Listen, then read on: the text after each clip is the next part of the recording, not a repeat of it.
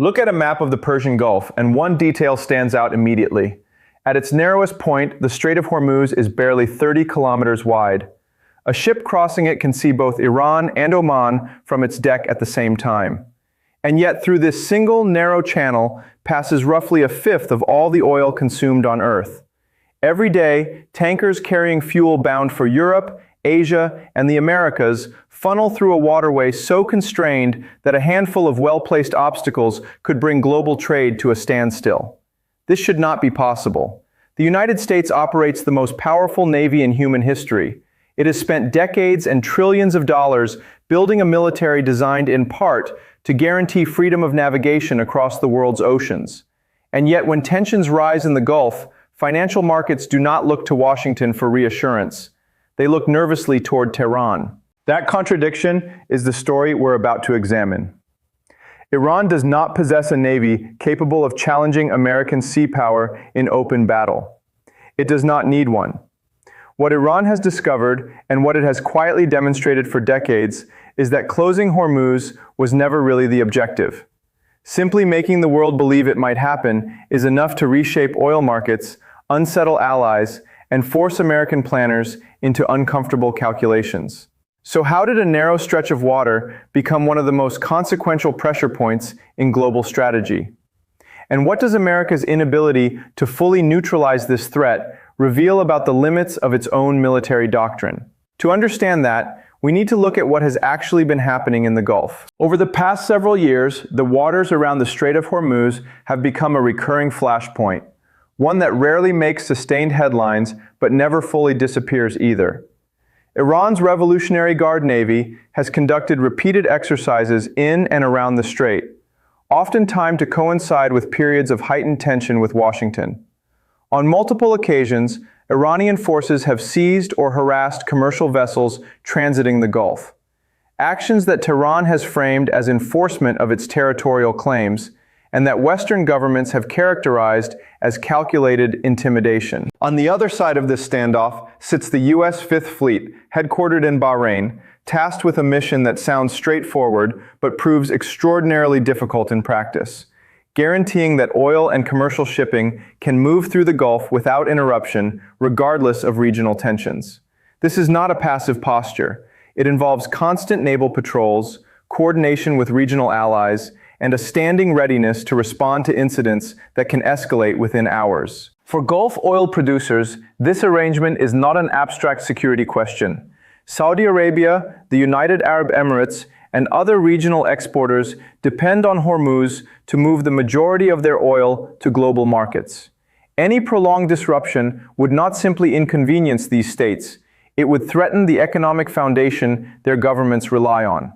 That dependency gives every incident in the strait an outsized significance, rippling outward into global energy markets almost instantly. What has brought Hormuz back into sharper focus recently is the broader deterioration in U.S.-Iran relations, compounded by Iran's evolving confrontation with Israel. As tensions escalate on multiple fronts simultaneously, Iranian officials have periodically referenced their capacity to disrupt shipping through the strait, a signal aimed less at immediate action and more at reminding Washington and its allies of the leverage Tehran still holds. But to understand why this leverage has proven so durable and so difficult for the United States to neutralize outright, we need to go back further than these recent incidents to the history that first established Hormuz as a strategic fault line. The strategic weight of the Strait of Hormuz did not emerge overnight.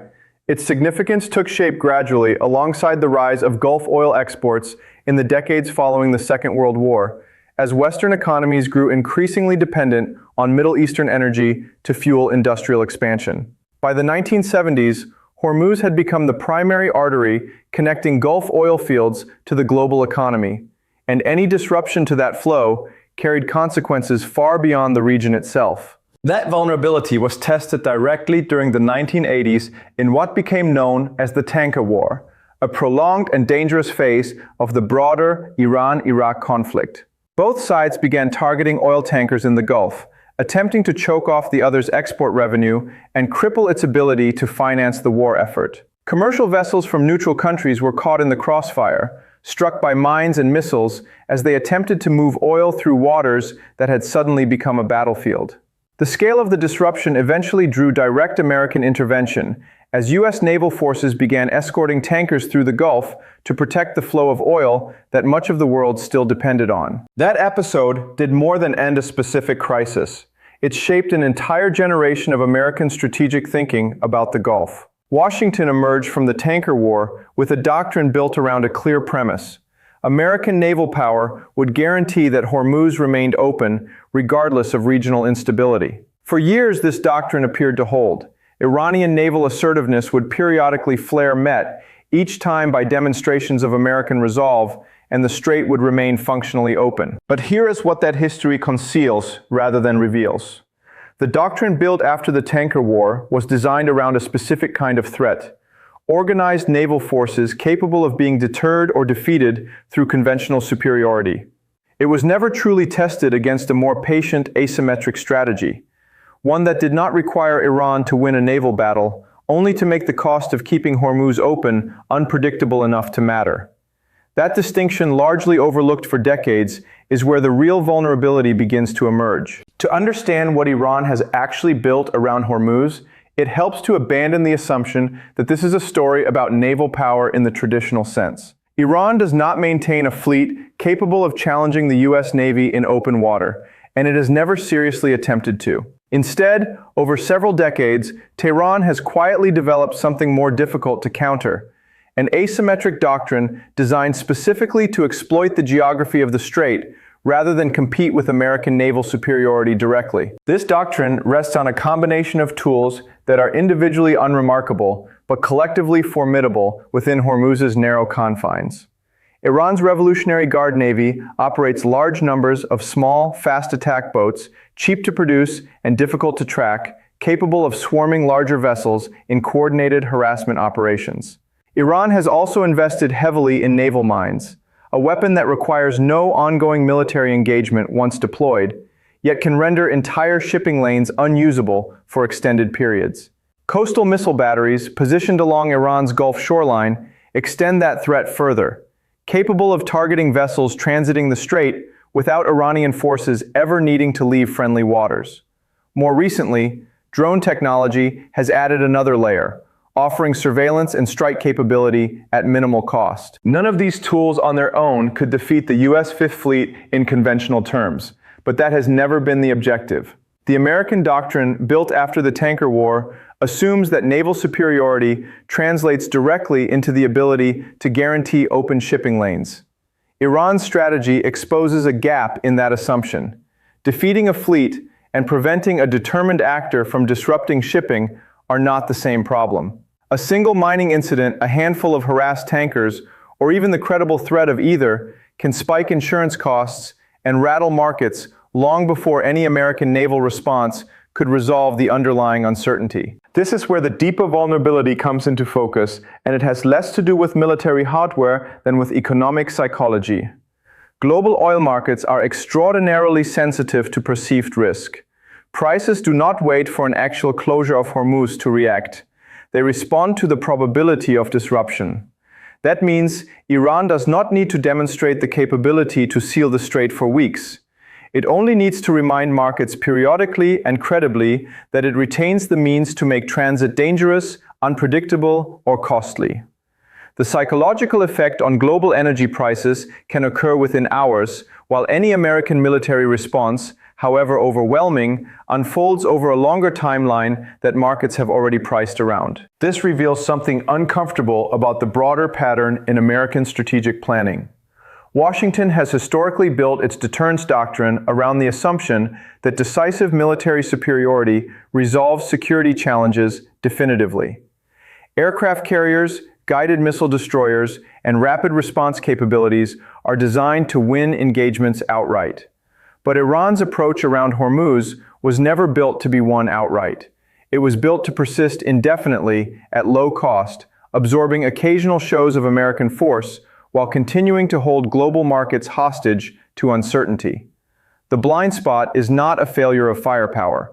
It is a mismatch between a strategy designed for decisive victory and a threat designed to avoid ever offering one. If this analysis is correct, the implications extend far beyond a single waterway in the Middle East, reaching into how the entire global economy has quietly organized itself around a vulnerability that has never truly been resolved. The consequences of this vulnerability extend well beyond the narrow waters of the Gulf, because Hormuz does not need to close for the world to feel its effects. Global oil markets react to probability, not certainty. When tensions rise and Iranian officials reference their capacity to disrupt shipping, prices can move within hours, even if not a single vessel is harmed. This is not irrational market behavior. It reflects a structural reality.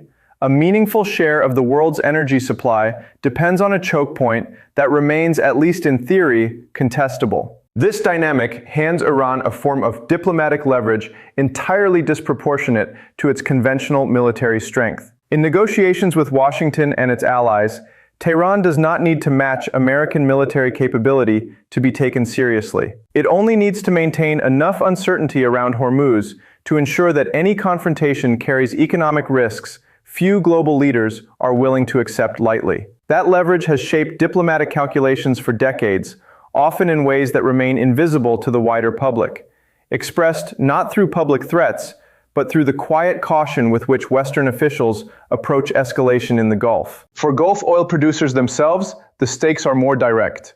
Saudi Arabia, the United Arab Emirates, and other regional exporters have spent recent years quietly investing in alternative pipeline routes designed to bypass Hormuz entirely, a tacit acknowledgement that dependence on a single choke point, controlled in part by a rival power, represents an unacceptable long-term risk. These efforts remain partial. Full diversification away from Hormuz is neither quick nor cheap, and for now, the strait remains indispensable to regional oil exports. The reactions extend further outward still. European economies, still sensitive to energy price shocks in the aftermath of previous supply disruptions, watch developments in the Gulf with particular unease, aware that even a temporary spike in oil prices can ripple through inflation and growth projections across the continent. China, meanwhile, occupies a distinct position as one of the largest importers of Gulf oil, giving Beijing its own quiet stake in Hormuz's stability, separate from its broader strategic competition with Washington. Taken together, this produces a global economy that has organized itself, often without fully acknowledging it, around a vulnerability that has never been fully resolved.